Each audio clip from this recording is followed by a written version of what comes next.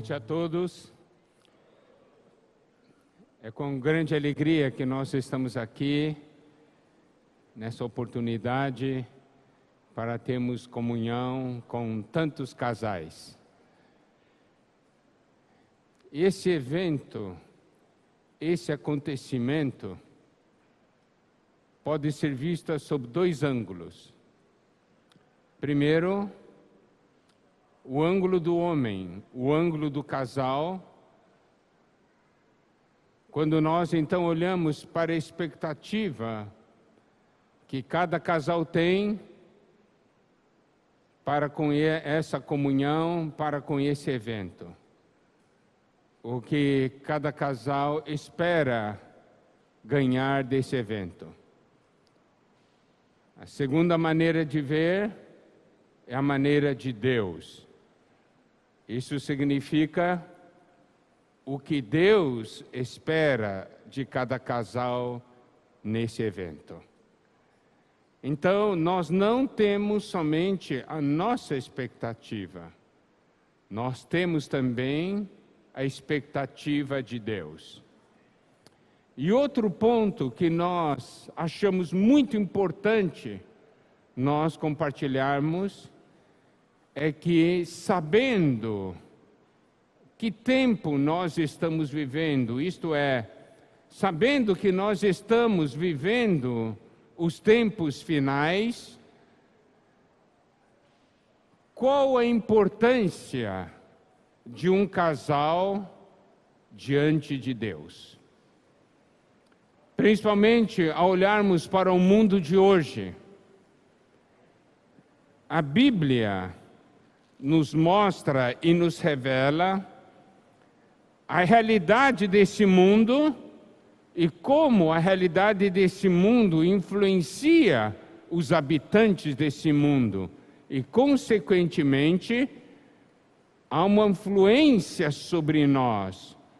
A questão é, essa influência vai ou não vai causar dano a nós pessoalmente e a nós como um casal?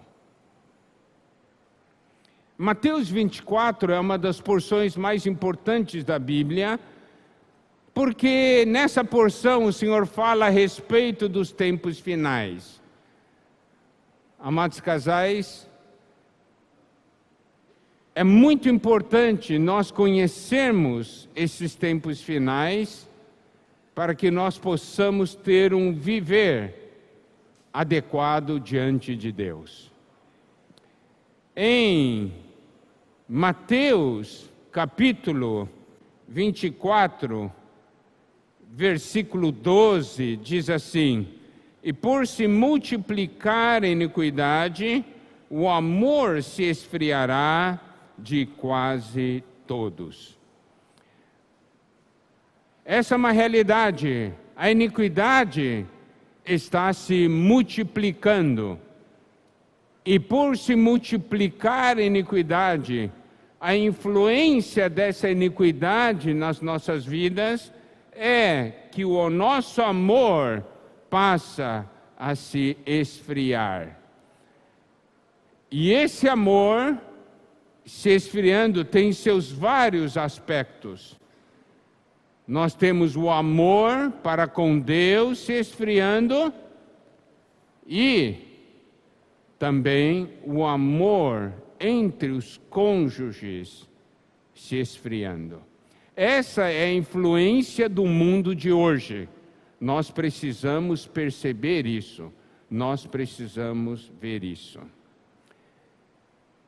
E em Mateus 24, o Senhor também diz, a partir do versículo 38, porquanto assim como nos dias anteriores ao dilúvio, comiam e bebiam, casavam-se e davam-se em casamento, até o dia em que Noé entrou na arca.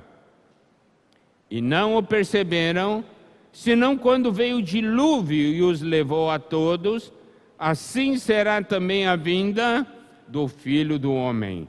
O Senhor, o próprio Senhor falou que nos dias da sua vinda, isto é, nos dias que antecedem a sua vinda, seriam como os dias de Noé. E aqui o Senhor caracteriza essa época. Comiam, bebiam, casavam e davam-se em casamento. Ele menciona o casamento na característica dessa época e faz a conexão com os tempos finais.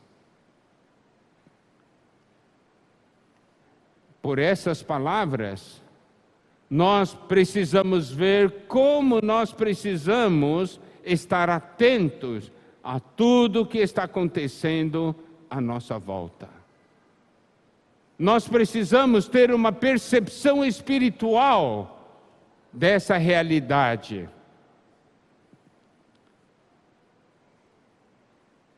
E aqui diz: comiam, bebiam, casavam, davam-se em casamento, até o dia em que Noé entrou na arca. E diz assim, e não o perceberam.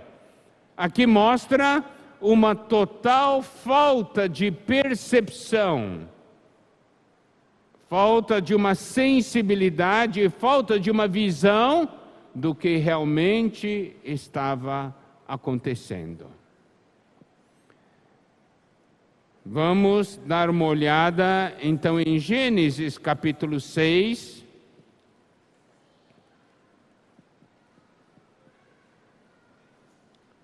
Que fala exatamente dessa época de Noé. Gênesis capítulo 6, versículo 3. Então disse o Senhor: o meu espírito não agirá para sempre no homem, pois este é carnal, e os seus dias serão 120 anos. Aqui o Senhor diz que seu espírito não iria mais agir no homem. Por quê? Porque o homem era carnal. E o versículo 5 também nos mostra o quadro da época. Viu o Senhor que a maldade do homem se havia multiplicado na terra. Preste atenção, multiplicado. Assim como está ali em Mateus, que fala também da multiplicação da iniquidade. Nós sabemos que a multiplicação tem uma velocidade muito maior que a soma, tá certo? A multiplicação leva a algo exponencial, um crescimento exponencial. A maldade do homem se havia multiplicado na terra e que era continuamente mal todo o desígnio do seu coração. Continuamente mal. Nós podemos hoje, ao olharmos para esse mundo, perceber esse fato. Continuamente mal. Vocês concordam comigo? Todo desígnio do seu coração, todo desígnio do coração do homem. Quer dizer, o coração do homem fica maquinando o mal. E no versículo 6, diz assim: então se arrependeu o Senhor de ter feito o homem na terra, e isso lhe pesou no coração. Nós precisamos entender que quando o Senhor aqui diz, se arrependeu o Senhor de ter feito o homem, precisamos ter uma compreensão desse assunto. Vamos dar uma olhada em Números 23.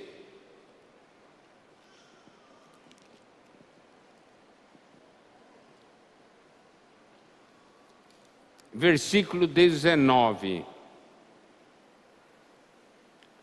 Números 23, 19 diz: Deus não é homem para que minta, nem filho do homem para que se arrependa. Porventura, tendo ele prometido, não o fará, ou tendo falado, não o cumprirá? Aqui diz que Deus não é filho do homem para que se arrependa. E aqui no versículo de Gênesis diz que então se arrependeu o Senhor. Nós precisamos compreender essas porções da Bíblia. Preste atenção no versículo 6 de Gênesis 6. Então se arrependeu o Senhor de ter feito o homem na terra, e isso lhe pesou no coração. Aqui liga o sentimento de arrependimento a um pesar, a uma dor. Para nós podermos compreender melhor, é o seguinte, eu quero que os irmãos compreendam o seguinte.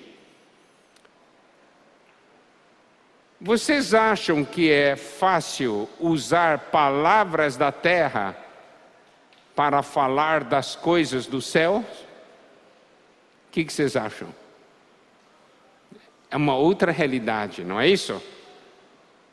Então, aqui nos mostra que Deus teve um sentimento, mas como poder transmitir esse sentimento, esse pesar, essa dor que Deus tinha no coração?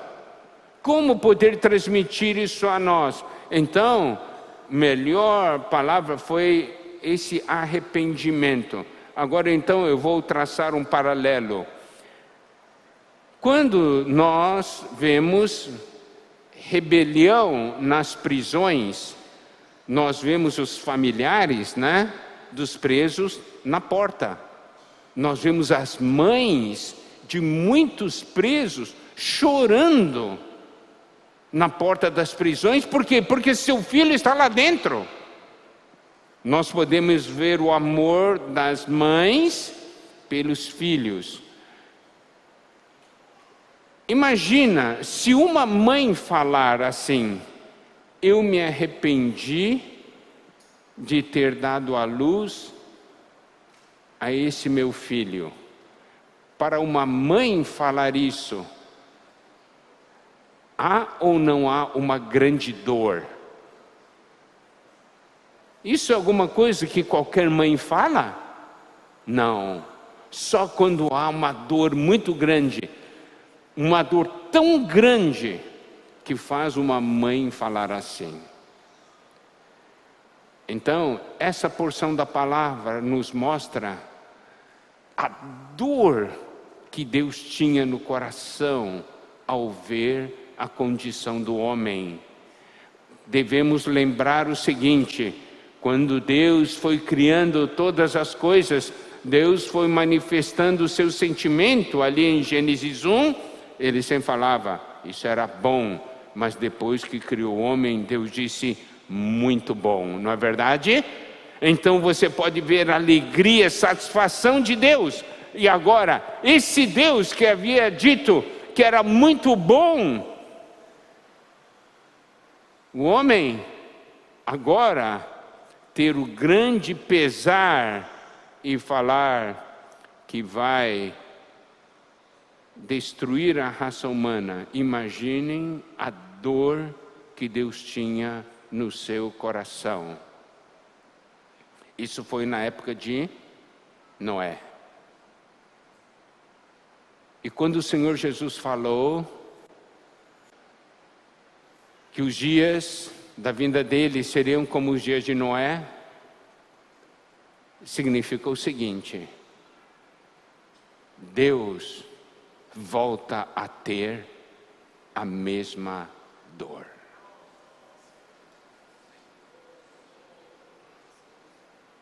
Nós talvez não percebamos, mas é o que está acontecendo. Aí, imagina a dor que hoje Deus sente.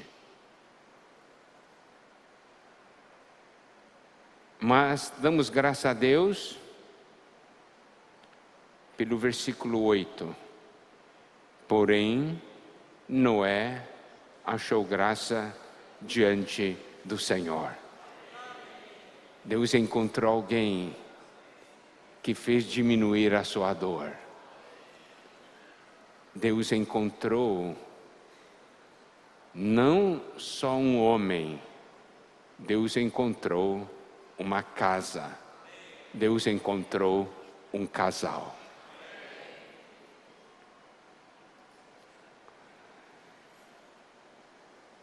Quando o Senhor diz que os dias da sua vinda seriam como nos dias de Noé,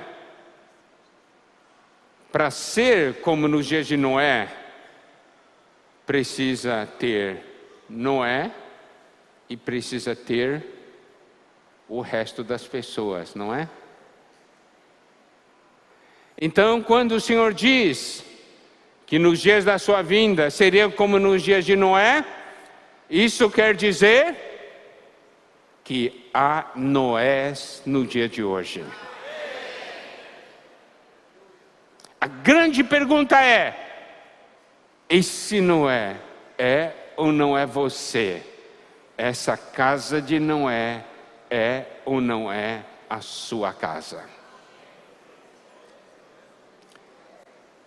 Preste atenção, irmãos. Eu aqui estou falando, o que eu estou falando agora é sob o ponto de vista de Deus para com esse evento. O que Deus espera. Você tem a sua expectativa. Você espera algumas coisas, mas estou apresentando aqui o que Deus está esperando.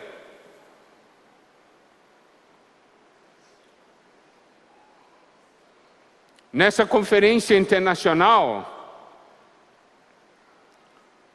nas primeiras mensagens, foram tocadas coisas ligadas tanto na época pré-dilúvio como pós-dilúvio.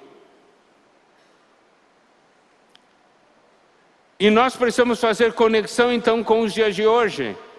E nós precisamos compreender por que Deus está falando isso conosco.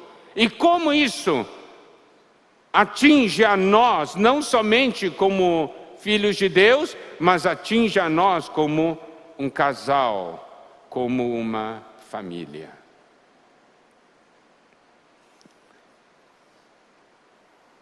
Essa foi uma situação antes do dilúvio. Noé achou graça diante do Senhor. E porque havia ali um casal, Deus pôde levar adiante o propósito para o homem. Ok? Nós vimos depois, lá na conferência internacional, o pós-dilúvio. A situação do homem depois, como o homem caiu novamente. E aí, nós vamos para Gênesis 11. Gênesis 11, versículo 4. O Senhor disseram, vinde, edifiquemos para nós uma cidade, uma torre, cujo tope chegue até os céus, e tornemos célebre o nosso nome, para que não sejamos espalhados por toda a terra. Aqui nós podemos ver o homem querendo atingir os céus e tornar célebre o seu nome.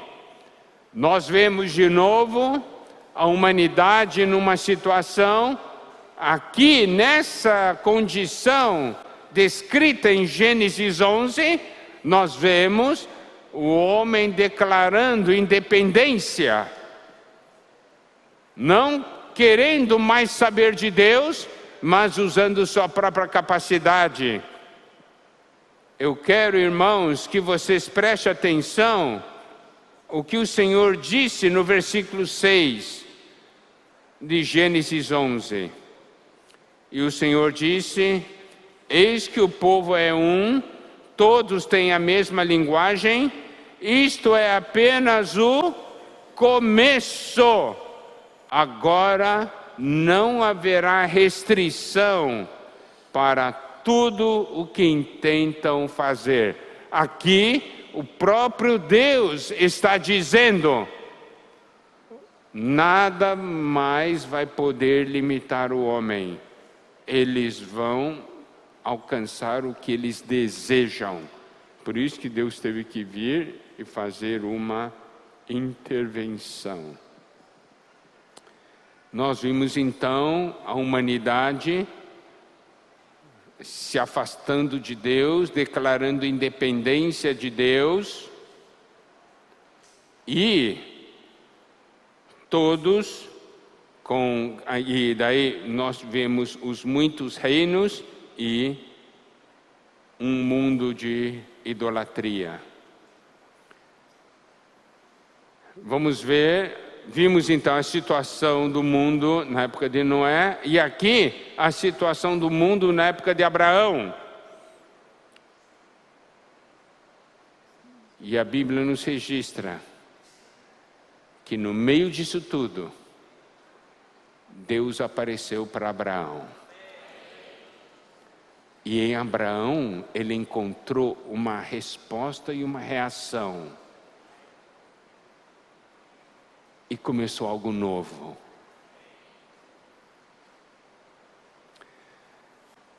Amados irmãos, veja isso. O mundo na época de Noé, o mundo na época de Abraão. Tempos difíceis ou não? Tempos de decadência ou não? Mas, ao mesmo tempo que nós vemos essa situação de tempos difíceis e tempos de decadência, nós vemos tempos de salvação. Então, naquela época, Deus encontrou Noé e Deus encontrou Abraão. A grande pergunta é: nesses tempos finais, quem Deus vai encontrar? Quem? Existe ou não em nosso coração esse anseio? Senhor, naquela época você encontrou um Noé, você encontrou um Abraão. Senhor, eu e meu cônjuge estamos aqui hoje. Que o Senhor nos encontre. E o Senhor possa ter a mesma alegria que teve com Noé e a mesma alegria que teve com Abraão. Amém? Bom, essa é a expectativa de Deus. Vamos agora dar uma olhada em alguns pontos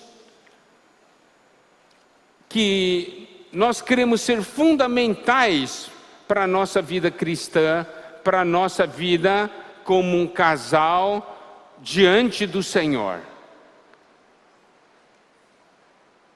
Vou dizer uma coisa, amados irmãos, amadas irmãs, por causa de tantas coisas que nós vimos, sentimos a necessidade de novamente lançar os fundamentos do casamento. Esses fundamentos do casamento, segundo a palavra de Deus, são essenciais para nós. Porque se o fundamento está bem lançado, o edifício não balança. Os irmãos compreendem? Se o fundamento não está bem lançado, está um pouco torto, quando você edifica algo torto e você edifica algo que dá problema depois. Bom, então, vamos dar uma olhada no que nós temos em Romanos capítulo 1. é muito importante nós, usando a palavra que Deus está falando hoje, a direção que Deus está dando, para que nós possamos então perceber o que, na verdade, está acontecendo. Por quê? Porque se nós não tivermos essa visão, nós vamos falhar. Então, amados irmãos, o que nós vamos compartilhar não tem nada de emocionante, mas é algo fundamental e algo de vida. Amém? Bom, então, o primeiro ponto que nós vamos agora dar uma olhada é a situação de Romanos capítulo 1. Por quê? Porque nessa porção de Romanos capítulo 1, nós vemos a tendência que o mundo vai e como essa tendência pode influenciar a nossa vida familiar. Nós precisamos identificar esses problemas. Primeiro, em Romanos capítulo 1, versículo 19, a palavra diz: porquanto o que de Deus se pode conhecer é manifesto entre eles, porque Deus lhes manifestou. Preste atenção, amados casais, nosso Deus é um Deus que se manifesta. A questão é se nós conseguimos ou não ver a manifestação de Deus. Deus se manifesta na sua casa ou não? Você consegue ver?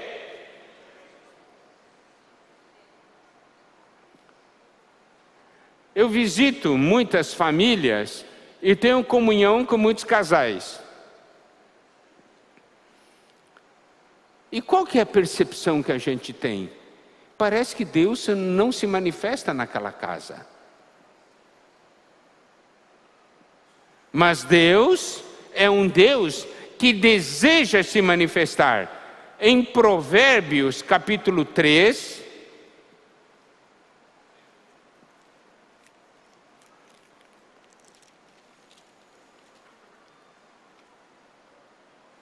versículos 5 e 6. Confia no Senhor de todo o teu coração, não te estribes no teu próprio entendimento. Preste atenção aqui. Aqui fala de nós confiarmos no Senhor de todo o nosso coração e nós não nos estribarmos no nosso próprio entendimento. Isso é algo de grande importância. Por quê? Por causa do versículo 6. Reconhece-o em todos os teus caminhos e Ele endireitará as tuas veredas. A questão é, nós conseguimos ou não reconhecê-lo nos nossos caminhos?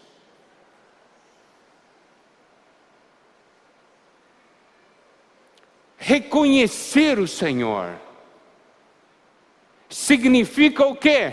Que Ele se manifesta de uma maneira que a gente não percebe. Por isso precisamos reconhecê-lo.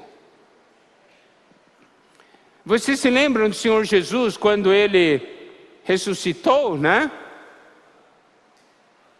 Os discípulos tiveram que reconhecê-lo.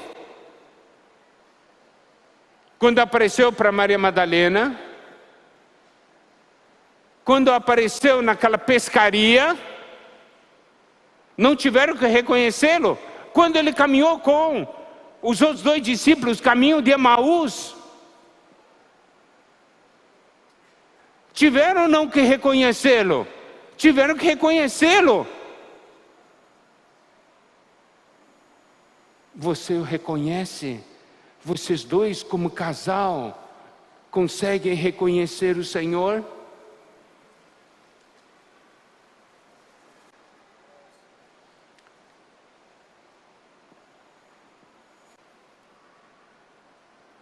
O que é importante nessa questão do reconhecimento do Senhor, amados irmãos, está em 2 Coríntios capítulo 5, versículo 16. Assim que nós, daqui por diante, a ninguém conhecemos segundo a carne. E se antes conhecemos Cristo segundo a carne, já agora não o conhecemos deste modo. Está vendo? Reconhecer o Senhor. Amados casais, Deus todos os dias aparece. Deus todos os dias se manifesta. A questão é, conseguimos ou não reconhecê-lo?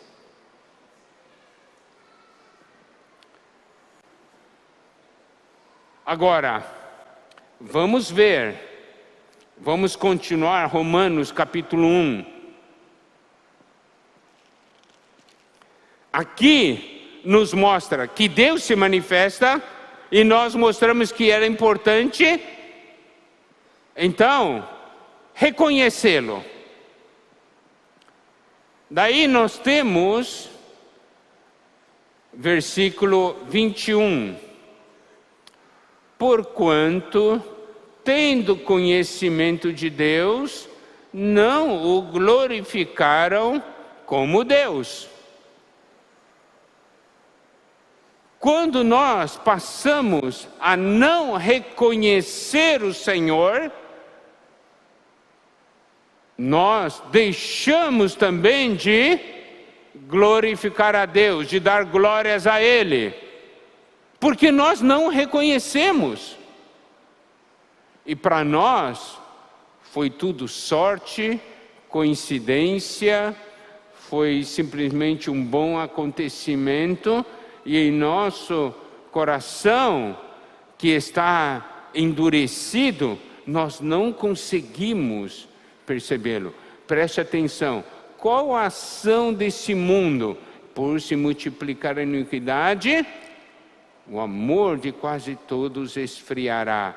Eu quero ler outra porção da palavra com os irmãos. Mateus, capítulo 13. Irmãos, eu estou identificando os problemas, tá? Depois nós vamos ver o caminho da salvação, tá bom? Vocês não fiquem muito abatidos por causa disso. Mas nós precisamos saber onde estão os problemas, onde estão as doenças, onde o inimigo vai nos atacar. Nós precisamos saber disso. E nós precisamos reconhecer o Senhor. Mateus 13, versículos 14 e 15. De sorte que nele se cumpre a profecia de Isaías: ouvireis com os ouvidos e de nenhum modo entendereis, vereis com os olhos e de nenhum modo percebereis, porque o coração deste povo está endurecido, de mau grado ouviram com os ouvidos e fecharam os olhos, para não suceder que vejam com os olhos, ouçam com os ouvidos, entendam o coração e se convertam e sejam por mim curados. Aqui fala de mau grado ouviram e fecharam os olhos. Essa é a ação da iniquidade em nós. E aí, nós não conseguimos reconhecer o Senhor.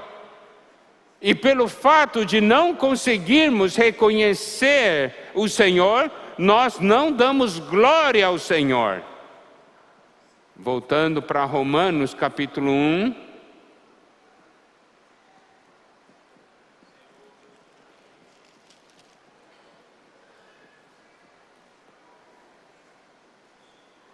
versículo 22. 23 melhor. E mudaram a glória do Deus incorruptível em semelhança da imagem de homem corruptível. O que isso significa em termos mais práticos? Você já deixa de dar glória a Deus e começa a dar glória aos homens. Por quê? Porque já não consegue reconhecer o Senhor, já não depende do Senhor. Preste atenção, na época do dilúvio, o coração do homem era extremamente mau. E na época de Abraão, qual era a situação da humanidade? Tornar-se independente de Deus, falar, nós não precisamos de Deus, nós damos conta, nós conseguimos atingir os céus por nossa conta.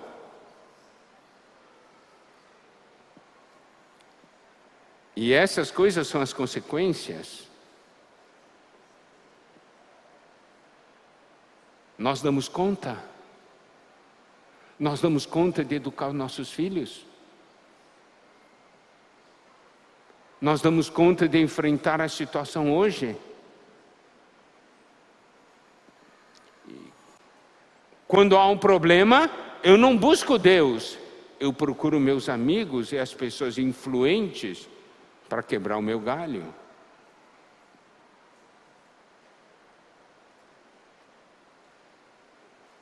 Eu não consulto Deus, eu consulto as pessoas. Para educar meu filho, eu consulto homens, eu não consulto a Bíblia.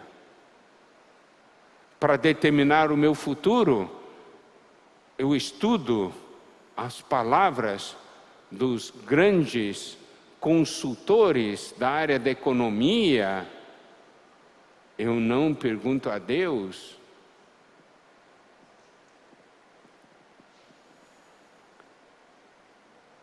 Então, você pode ver, essa aqui é uma queda, já não glorifica a Deus, muda a glória de Deus, passa a ser a glória do homem, e ainda mais, mudam, versículo 28 diz, mudam a verdade de Deus em mentira. E adorando e servindo a criatura em lugar do Criador. Todas essas ideologias que hoje estão nesse mundo, mudam a verdade de Deus em mentira. Os homens não acreditam mais na palavra de Deus, creem nas ideologias. E creem que a ideologia dessas ideologias estão corretas.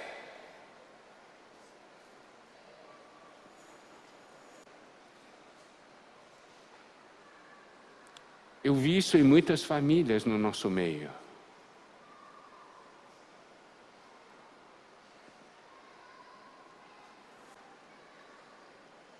E ainda mais, versículo 28, aqui há uma queda progressiva. E aqui diz, por haverem desprezado o conhecimento de Deus. Veja, agora já passa a desprezar o conhecimento de Deus, dizer, não preciso disso.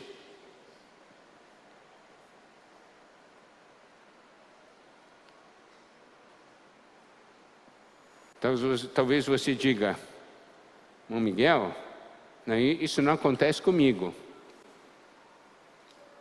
não acontece lá em casa, entre nós o casal, mas isso acontece no meio dos seus filhos?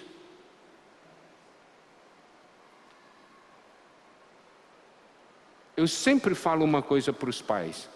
Quem aqui tem filhos? Levanta a mão. Quero falar uma coisa para vocês. Eu já falei em outras comunhões de casais. Satanás não quer vocês. Satanás quer seus filhos. Sabe qual que é a afirmação de Satanás? A afirmação de Satanás é o seguinte: você já não tem mais jeito. mas seu filho e seu neto vão me adorar.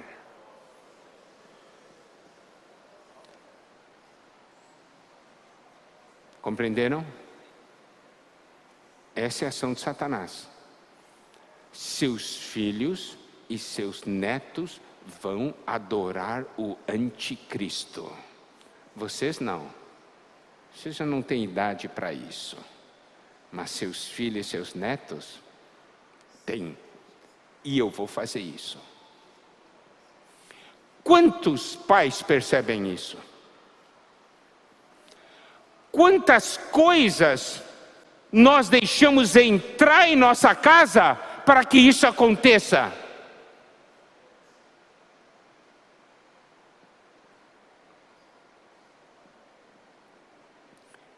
Por isso nós precisamos acordar.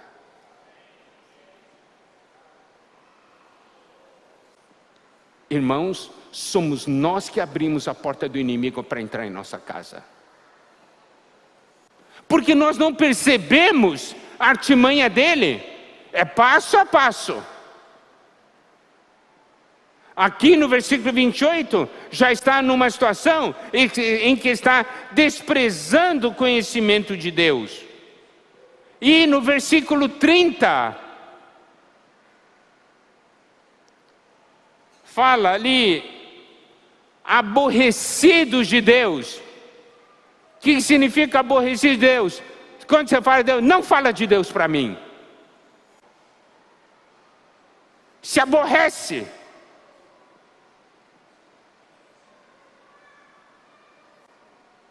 E olha até que ponto é a queda. Versículo 32. Ora, conhecendo eles a sentença de Deus, de que são passíveis de morte os que tais coisas praticam. Preste atenção, aqui nós temos pessoas que conhecem a sentença de Deus. Aqui a Bíblia não está falando de pessoas que não conhecem a sentença de Deus. Aqui fala de conhecendo eles a sentença de Deus, de que são passíveis de morte os que tais coisas praticam.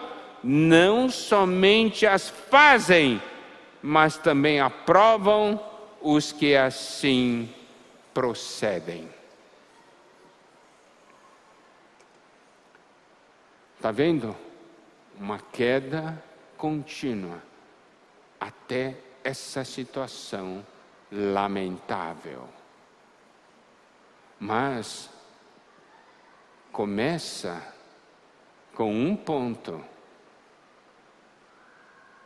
Deus se manifesta e não conseguem ver que Deus se manifesta. E aí vem uma queda gradativa até atingir essa condição tão triste, até atingir essa condição tão lamentável. Agora,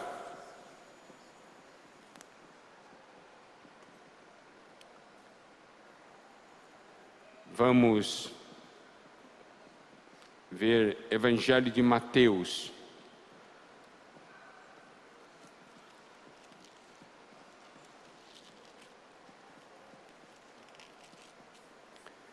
Evangelho de Mateus, capítulo 19. Os discípulos perguntam para o Senhor coisas ligadas ao casamento. Irmãos, estou sendo bastante contundente nessa primeira mensagem. Por quê? Porque a situação é uma situação muito grave. Nós temos que ser contundentes, temos que ser fortes e temos que cortar fundo.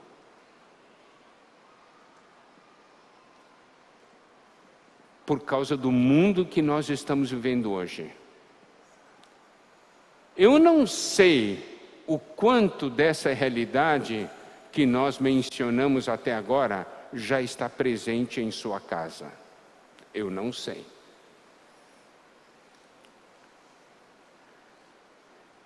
essa comunhão de casais não tem como meta, entre aspas, ensinar um caminho. Essa comunhão de casais tem como meta trazer salvação. E é claro que vão conhecer o caminho, mas a meta é salvação. Por quê? Porque o problema está dentro de nós. E por que que eu sinto, e eu falo isso com tanto peso? Porque ultimamente nós temos visto casais que nós considerávamos sólidos se desfazendo, terminando o casamento. E quando fomos então ver a razão, falta de fundamento. Por isso que nós temos que ir para o fundamento. Tá certo? Mateus 19 diz assim, a partir do versículo 3: vieram a ele alguns fariseus e o experimentavam, perguntando: é lícito ao marido repudiar a sua mulher por qualquer motivo?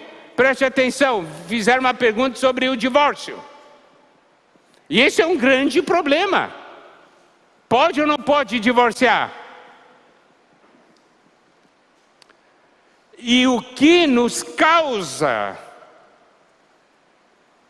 espanto e nos faz ir diante do Senhor, orar muito pelas igrejas, é que esse pensamento de separação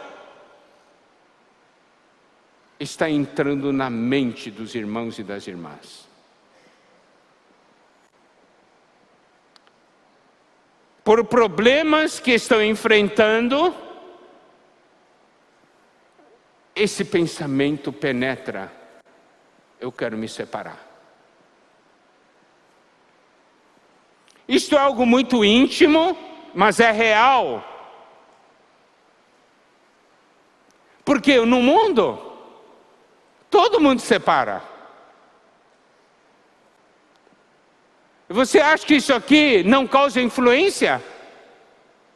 Conversa com amigos, conversas com as pessoas no trabalho, você fala de um problema de casa, qual é a sugestão que aparece? Separa. Separa.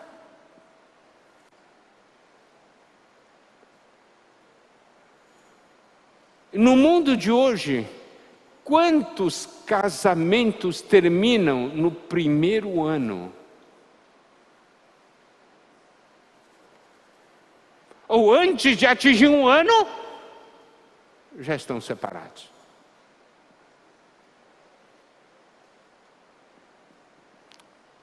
Daí, os fariseus perguntaram para o Senhor: é lícito ao marido repudiar sua mulher por qualquer motivo?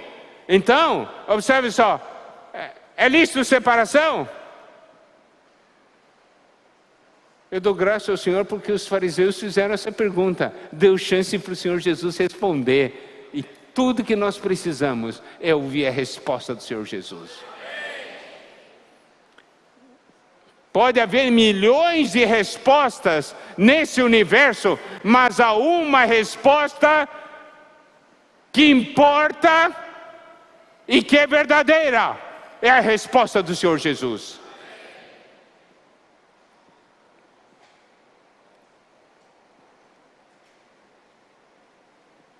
Então respondeu, olha o que o Senhor Jesus respondeu: não tendes lido? Essa foi o início da resposta. Não tendes lido? Em outras palavras, vocês foram para a Bíblia ou não foram?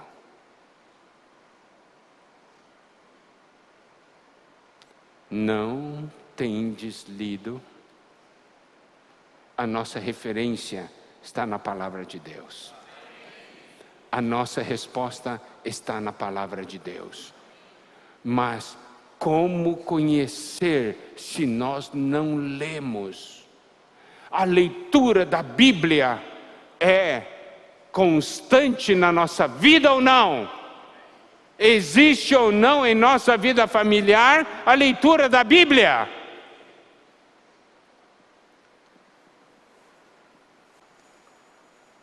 Aqui nós temos um fundamento.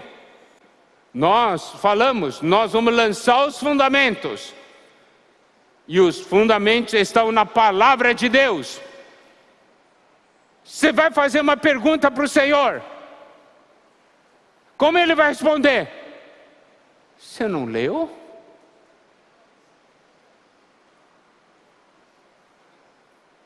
Nós temos tantas perguntas para a nossa vida, não é?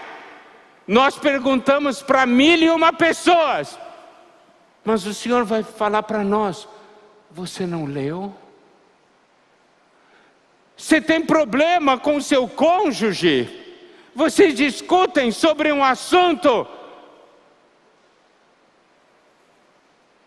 Se levarem diante do Senhor, o Senhor vai fazer a pergunta: você não leu?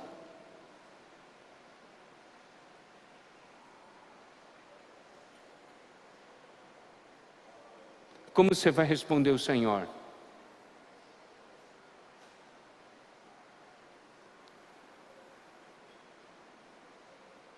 Deus é um Deus que se manifesta. Nós estamos fechados à manifestação de Deus. Eu gosto muito dessa resposta do Senhor Jesus. Ele começa assim direto e é um tiro certeiro. Não tendes lido?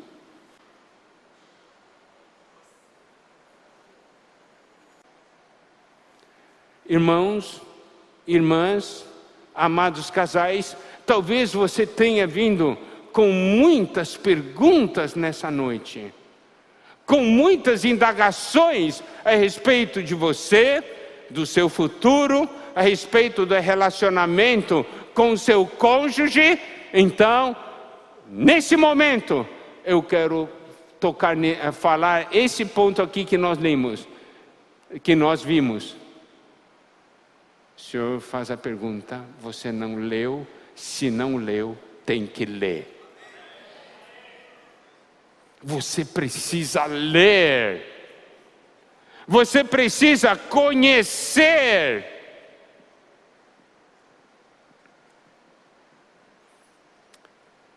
Então, preste atenção. Primeiro, não tendes lido.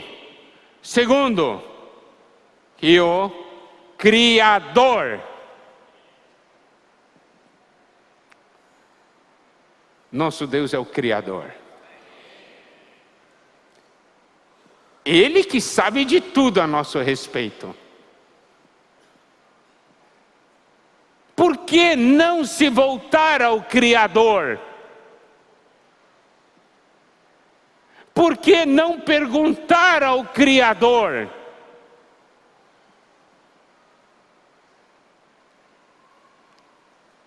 Hoje, nós buscamos as saídas desse mundo. Saída no que diz respeito às soluções desse mundo. Isso aqui, então vou perguntar para educar meu filho, vou perguntar para o educador. Estou com uma coisa, então vou perguntar para um psicólogo. Tem esse problema, vou perguntar para fulano de tal. Nós não lemos a palavra e não vamos diante do Criador. Alguém conhece mais a minha pessoa do que o meu Criador?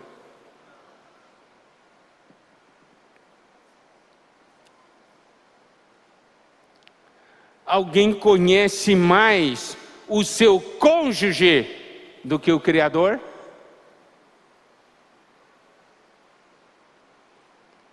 Você pode dizer: Criador, eu não compreendo essa criatura.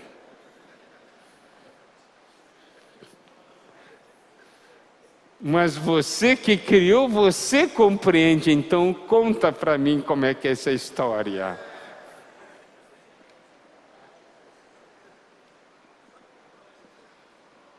Onde está o Criador no nosso relacionamento? Onde?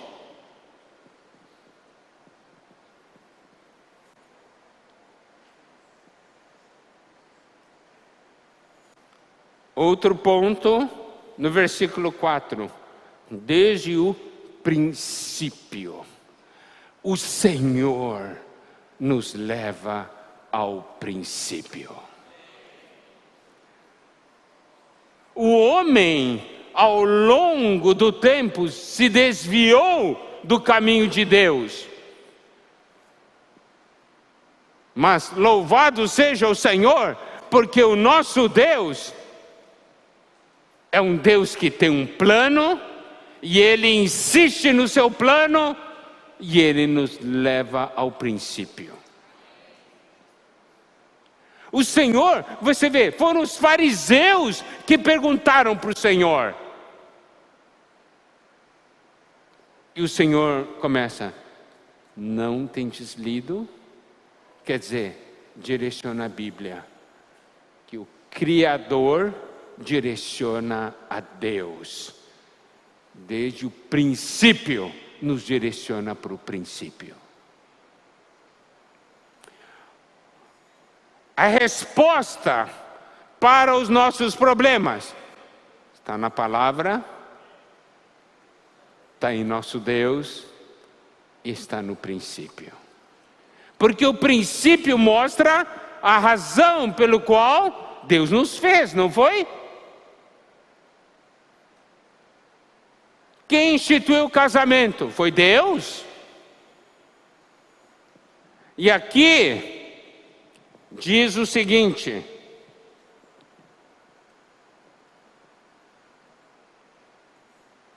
os fez homem e mulher, e que disse. Então olha só a sabedoria do Senhor Jesus. Ele responde à pergunta dos fariseus. Palavra, não tendes lido. Segundo, ao Criador. Terceiro, ao princípio. Significa aquilo que estava no coração de Deus. E Ele nos manda dar atenção a duas coisas na continuação: o que Deus fez e o que Deus disse. Ele está direcionando, veja o que Deus fez e o que Deus disse. Se Deus fez e disse, as coisas estão determinadas. Ali está a nossa solução. Os irmãos compreenderam? Então, o nosso Senhor, Ele dentro da sua sabedoria, Ele responde aos fariseus, mas Ele não responde de maneira superficial. Ele não responde com, você tem que fazer isso, tem que fazer aquilo. Não. Ele nos leva para uma realidade espiritual. E essa realidade espiritual que aqui fala, o que está na palavra, o que o Criador, que está no coração do Criador, no princípio, o que Deus fez e o que Deus disse.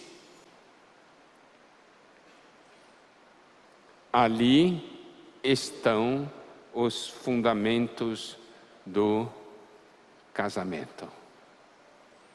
Ali estão os segredos da bênção para a nossa vida familiar.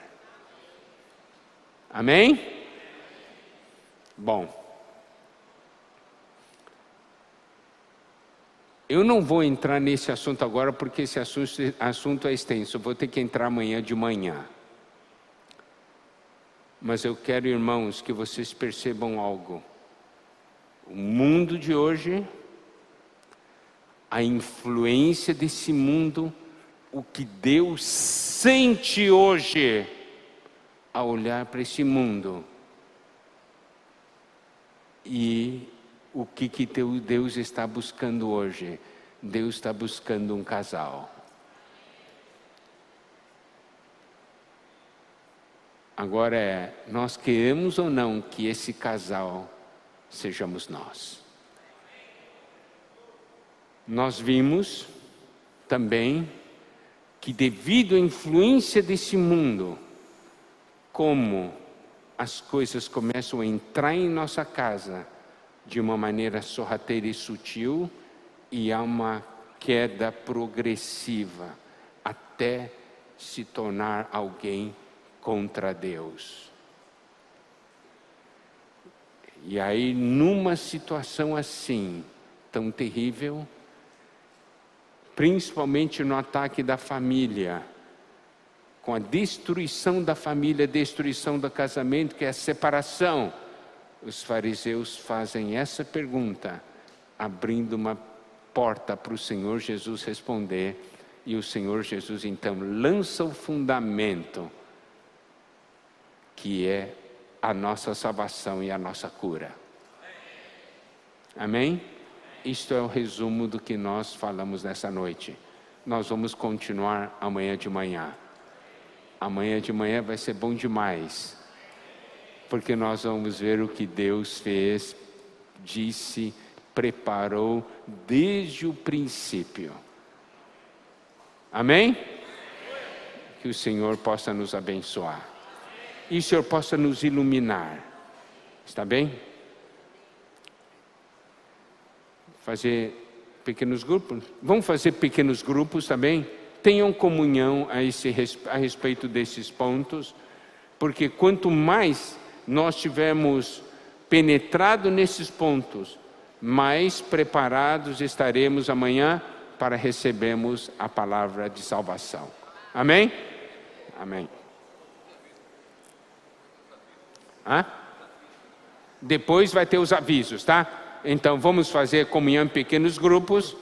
Não faça um grupo muito grande, acho que uns 3 casais é muito bom, um número, tá?